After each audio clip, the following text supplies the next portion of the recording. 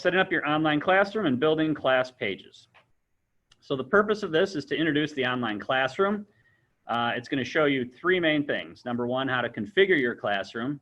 Number two, how to create portal pages. Portal pages are one component of the online classroom. And then how to post things to your portal pages. Okay, so when we're done, teachers need to be able to get to your online classroom. They need to understand what modules are available and be able to turn them on and off. So portal pages is one of those modules. They should know how to personalize their online classroom and then know how to create portal pages, configure them, and post materials. So those are the four things that we're hoping that you'll be able to do after this lesson. So I am going to walk through a quick demo.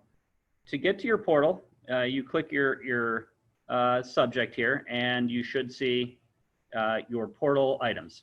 So your what we call the online classroom, okay, can also be called the digital classroom. It could just be called your classroom, or sometimes it's called your portal. So all four of those things mean the same thing. I've been trying to get everyone to call it the online classroom, but that's, you know, a work in progress. So this is actually classroom pages. We're gonna change that. So these are the components. If you don't see any components, you can go to the jump menu, and at the very bottom there will be something that said enable online classroom. Okay, and none of these have it because they're all enabled. That'll give you a screen that lets you check off the modules you want to use. So I think most of you probably enabled it, so this is not a big deal, but it's not there. So to get into it, you click any one of these links. They take you directly to that page inside the classroom. So I'm going to go to the class pages page, where I anticipate I will see nothing. And that's exactly what I see. Okay, so first thing I need to do is configure my portal. And I can do that two ways. There's an Edit Classroom Features button down here. And then there's also, when you mouse over, an Edit button appears at the top. So we have one at the top, one at the bottom. Both of them do the same thing. They pop out this little guy. Okay, and this is how you turn things on us. So if I want to turn the calendar on, I can turn the calendar on. And then you can also reorganize it. So I'm going to put Live Classroom down at the bottom, because that's usually where it goes. So I think the most important thing is your page, lessons, assignments, resources, discussion, calendar, and then Live Classroom. So that's the order I want it in.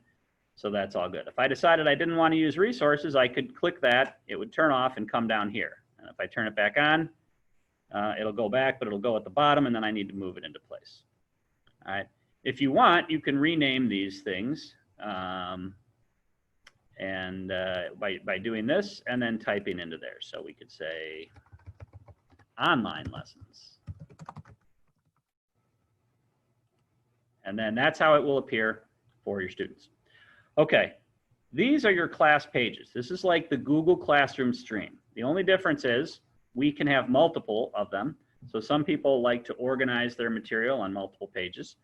There is a slight configuration option. In addition to renaming it,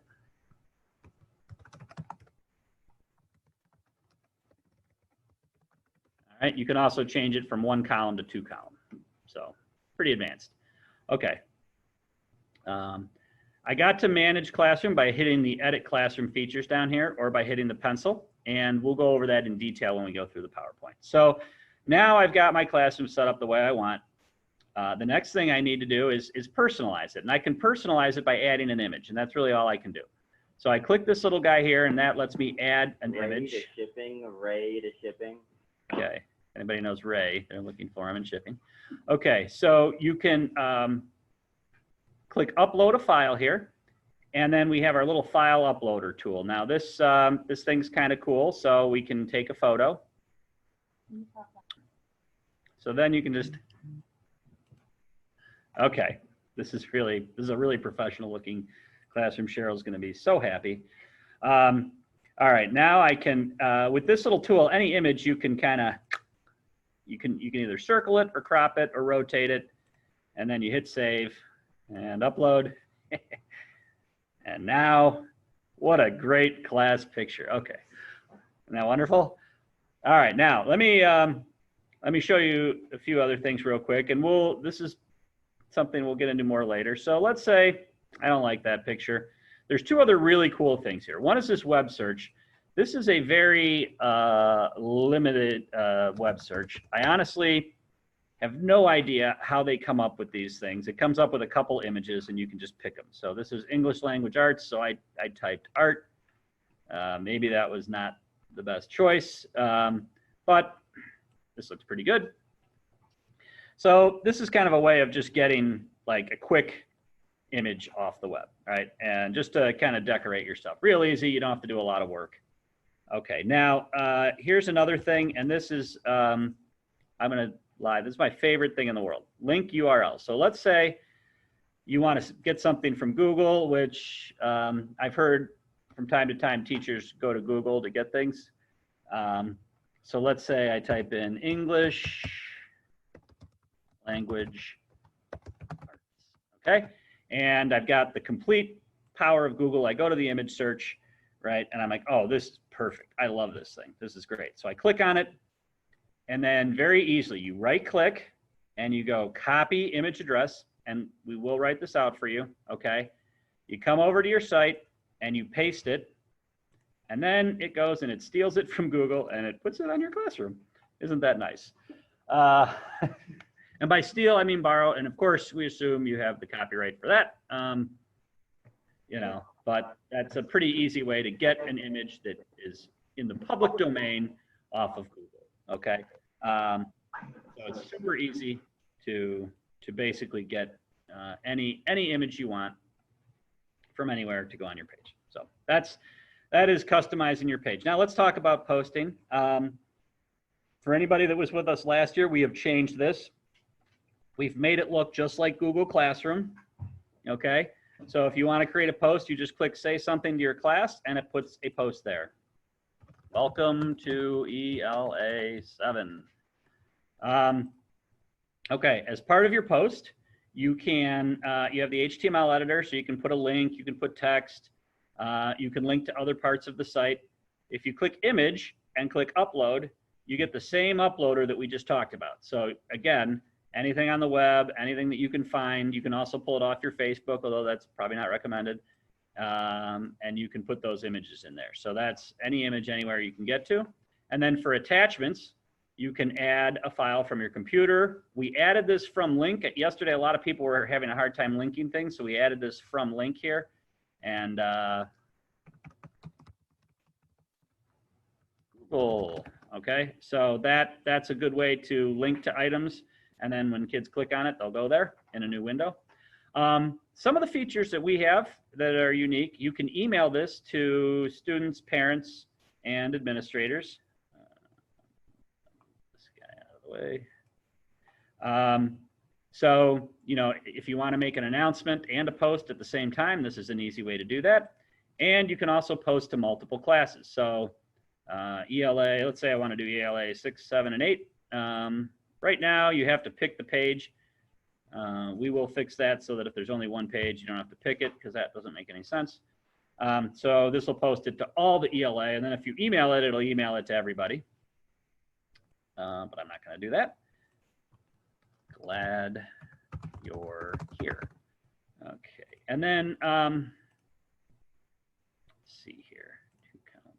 All right, one thing we have is this little template thing. So we have a 2-column, 3-column, 4-column. So sometimes you want your stuff side by side, and I can put this 2-column template in here, and then it creates 2 columns, and I can go and put a picture here, and then text here, and they're side by side.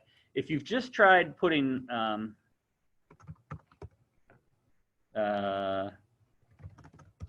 just fill this out.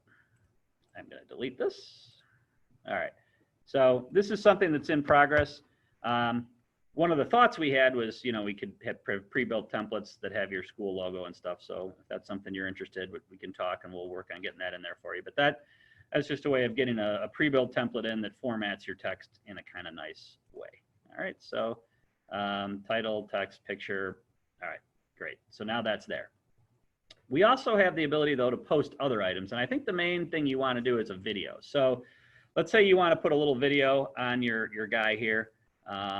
Welcome to ELA. Again, if you have a saved file, you could upload it, or you could just record it using your camera. So let me just do that real quick. Record using the camera.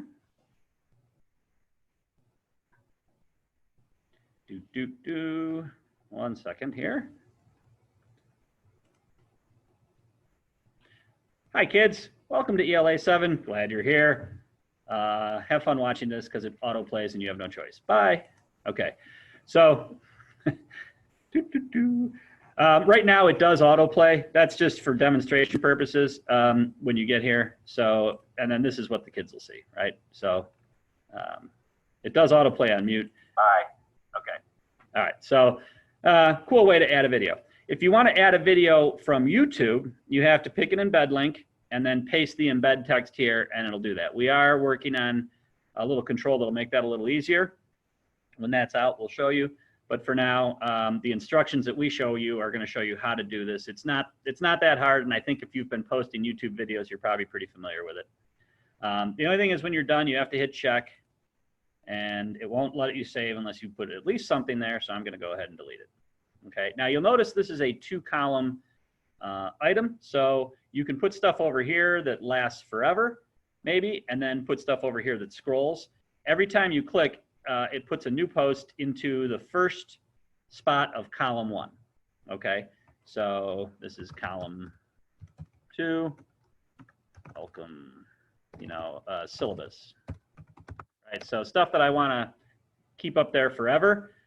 Then you have to take it and drag it. So you grab these drag handles, and then it lights up in blue where you can drop it. Not a lot of choices there, but you can drop it there. So if I said, oh, shoot, I want welcome to ELA 7 to be above my video, I can take it and drag it, click it, hold it, drag it, and then it'll light up above there, and boom, now it's above it. Okay, so Google doesn't do that either, although they do have a pin to top feature. I think in general, it's probably easiest to put things on here. If you want to change your name or any settings, that's what this guy's here for. You can change the name and the format. If you go from 2 to 1, it'll just jam everything over onto, column 1, and you'll have to figure out how to. That's great. Okay, sorry. All right, so that is our. Column 2 will always stay the same unless you drag stuff into it. So most people who do a 2-column layout have some material that they just want to have always on top, and they put that over in column 2, and then column 1 is your kind of scrolling thing. Now, I think on a small screen, column 2 will end up in column 1 anyway, but that's kind of where you start. So that's all for the online classroom setup and demo.